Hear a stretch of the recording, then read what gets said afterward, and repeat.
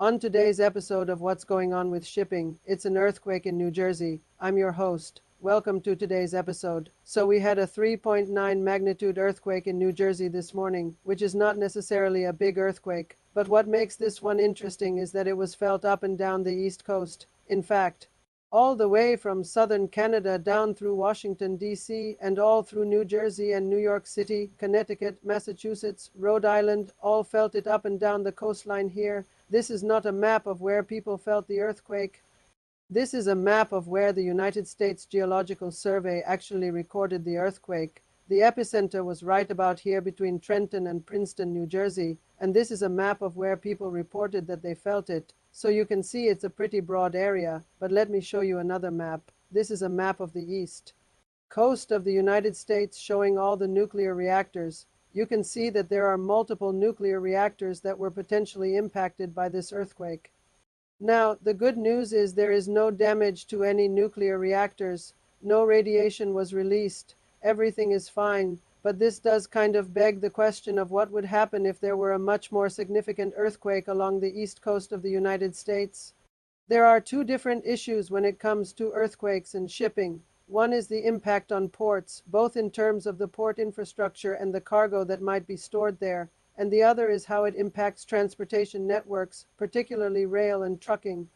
With this earthquake, there was some damage to buildings in New Jersey and New York City, but nothing major and no injuries reported. Certainly, there were a lot of things shaken up, but there was no major damage, and one of the reasons for that is because most of the cargo that you would find at these ports is actually not in buildings.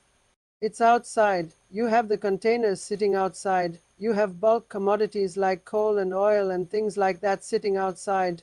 So the earthquake didn't really do much to those. It certainly shifted things around, but it's not really going to damage that cargo. And as far as the port infrastructure itself, again, we don't have any reports of any significant damage. There may be some things like broken windows and things like that, but nothing that would really hamper operations at any of the ports. In fact, none of the ports on the East Coast shut down due to this earthquake. They continue to operate normally. So that's good news, but it is not the whole story because the real issue is not so much what happens at the ports themselves, it is what happens inland because the cargo that moves out of these ports is not just moved by truck, it's also moved by rail. And what we saw after this earthquake was the temporary halting of rail service in certain areas. For example, NJ Transit, which operates commuter rail service into New York City from New Jersey, they suspended service after this earthquake because they needed to inspect the tracks. And likewise, Amtrak also suspended Northeast Corridor service north of Washington, D.C. They had cracks in the tracks that developed due to the earthquake that they needed to repair before they could run trains over them. Now, this is not catastrophic damage, but it does show the fragility of our transportation networks because think about it. We have roads and highways everywhere. We have millions of trucks on those roads every single day, and yet a 3.9 earthquake that shakes everything up can shut down rail service temporarily. And that raises the question, what would happen in a much more significant earthquake? In 2011, we had the Tohoku earthquake in Japan, which was a 9.0 magnitude earthquake. And one of the things that happened as a result of that earthquake was the shutdown of all rail service in Japan. All rail service stopped because the tracks were so damaged. Well, we don't have anything close to that on the East Coast. Thank God. But what we do have is a very large population base. You have roughly 50 million people living in this region. If there were a significant earthquake in this region, even if it didn't directly hit any nuclear reactors, the transportation disruption that resulted from that could be catastrophic. We know that the vast majority of cargo in the United States is moved by rail. About 40% of all intermodal freight moves through these ports. That is, containers either coming from overseas or moving from other parts of the United States to these ports to get on a train to go inland. A significant earthquake would obviously disrupt the movement of that cargo. But the other thing that it would do is disrupt the distribution of cargo that is already in the interior of the United States because we have so many people living in this region. So I mentioned in my last video, which you can watch right here, that we have roughly 80 million people living in the interior of the United States. That's the area away from the coasts where 80% of the population lives. Well, we also have roughly 50 million people living in this region, and so you add those together, you have 130 million Americans who are affected by potential disruptions to the supply chain. That's more than half the population of the country, and so if you have a major earthquake in this region, the transportation disruption that ensues from that, even if the ports remain open and continue to operate, the trucking companies are not going to move their trucks across the country because the railways are shut down. If you can't load your containers onto a train to go inland, then you're not going to move that cargo, and that's going to build up at the ports. And if it builds up at the ports, it's not just containers, it's also bulk commodities like grain. If the grain elevators along the Mississippi River or the grain elevators at the Port of Baltimore or the Port of New Orleans stop loading grain onto barges because they can't get inland, well, then farmers aren't going to plant next year's crops because they need to harvest this year's crops first if they can't get this year's grain to market. They're not going to grow more grain. And so you can see how this kind of ripples through the economy. I think most people don't realize just how fragile our transportation networks are.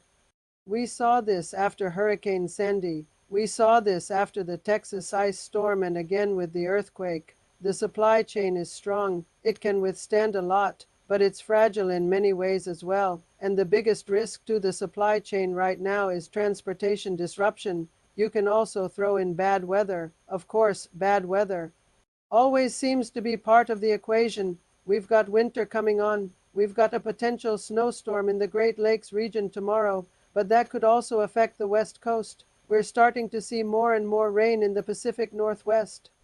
That's going to build up in the Central Plains and cause some problems there. And of course, there is still a potential for a major hurricane to come through and shut down operations along the Gulf Coast. All of these things threaten to shut down transportation networks, whether it's by rail or road or by shutting down the ports themselves. And that's something that we haven't seen since the pandemic. During the pandemic, we saw a tremendous amount of transportation disruption. We saw ports shut down, container yards full of empty containers because nothing was moving. And that led to all sorts of shortages once the economy started opening back up. Well, we're starting to see that again. We're seeing ports shut down. We're seeing transportation networks disrupted. We're seeing fuel prices spike. And all of this is leading to the potential for shortages as we head into the peak season. We're heading into peak season right now. We're heading into the Christmas shopping season. Retailers are trying to restock their shelves for that. But if they can't get the goods, if they can't get the raw materials, if they can't get the products manufactured, if they can't get the components to make the products, then they are not going to be able to restock their shelves, and we are going to see more shortages. It is not necessarily going to be the type of shortages that we saw during the pandemic where entire categories of products disappeared from store shelves. It's more likely that we'll see shortages of specific items. Maybe you won't be able to find the style of shoes that you want, or maybe you won't be able to find the specific model of a TV that you want.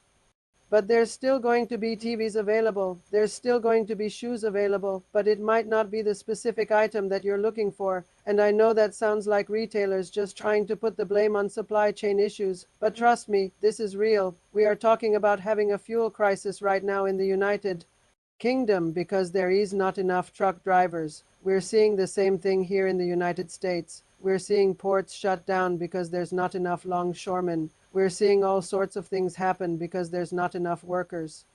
And so this earthquake, while not a major earthquake in and of itself, does raise questions about what would happen if there were a major earthquake on the East Coast because of the dense population base, because of the number of nuclear reactors that are in the region, because of the dependence on rail to move cargo inland. There could be a major disruption to the U.S. economy if there were a significant earthquake on the East Coast. Hope you enjoyed today's episode. If you did, hey, take a moment, subscribe to this channel. I'd appreciate it. Do share it with others.